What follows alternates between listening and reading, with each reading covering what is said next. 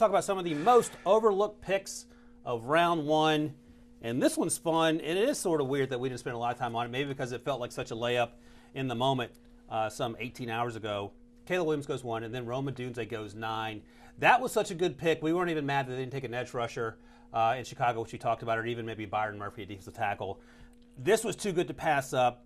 We know ahead of time that this is their plan. It wasn't happening in the moment, but tell me what you think about Rome Odunze's fit in Chicago and how that's going to work. Yeah, well, we didn't talk about it because of Michael Penix Jr. went at 8. So we spent the next 2 picks talking about Michael Penix Jr.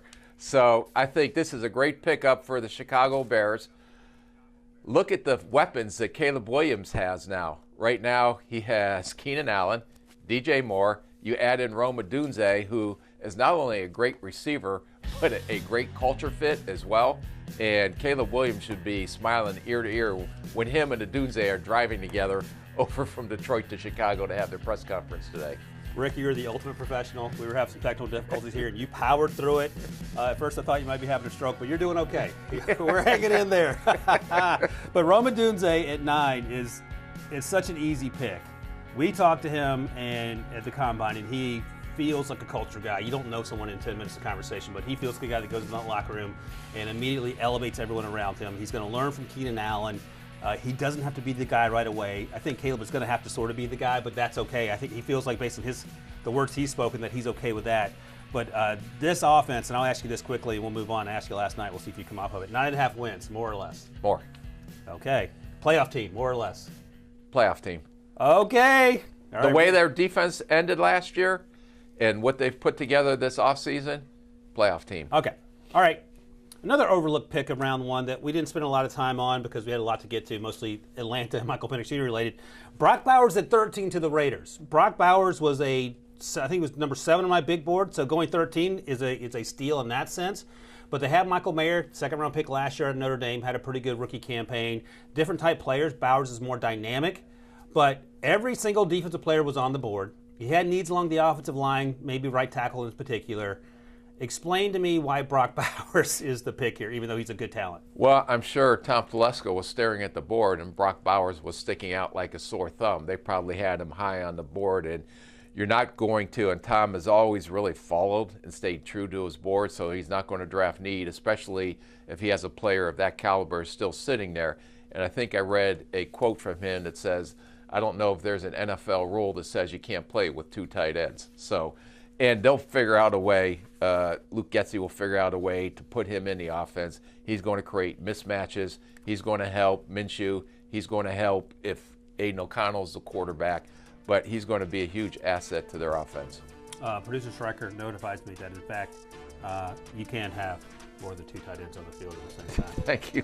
By the way, I looked this up before the show. Last year, Luke Getsy was the offensive coordinator of Chicago. They ran 12 personnel, 1 running back, 2 tight ends, 23% of the time, which ranked 8th. So that could be a thought process there. They ran 13 personnel, just middle of the pack, 16% of the time. The Raiders, meanwhile, last year had 1 running back, 2 tight ends on the field. They ranked 24th. So that's going to change. The only thing I would ask you, I'm going to ask you your opinion. Let's say Michael Penix was there and Bowers was there. Which way would they have went? I mean, you have to take Michael Penix Jr., but again, if that's not how you had them stacked and you didn't love them. I think maybe they got stuck in no man's land and just went with the best player available on their board. And we talked about that last year in a different scenario where the Steelers leapfrogged the Jets. The Jets probably wanted Broderick Jones, and they didn't settle, but they took an edge rusher instead. All right, let's talk about Brian Will Thomas. McDonald from Iowa State, if you don't remember. I did remember. Come on. I didn't want to call him out, but okay. Brian Thomas Jr., let's talk about another junior. He went 24 to the Jaguars.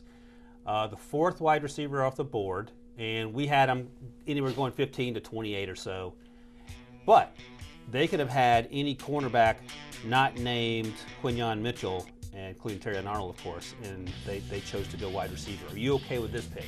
Yeah, I am, because I know they really wanted to sign Calvin Ridley. He ended up going to Tennessee as an unrestricted free agent. I know they brought in Gabe Davis. They also brought in Devin Duvernay, but he's more of a gadget type guy. Right. Zay Jones is going into the last year of his contract. Kirk's coming off of a injury, so They need to get offensive weapons around Trevor Lawrence for him to have the best chance to have success. Yeah, and that's what I think makes the most sense too. I get the need for cornerback, but sometimes the cornerback transition can be a difficult one in year one.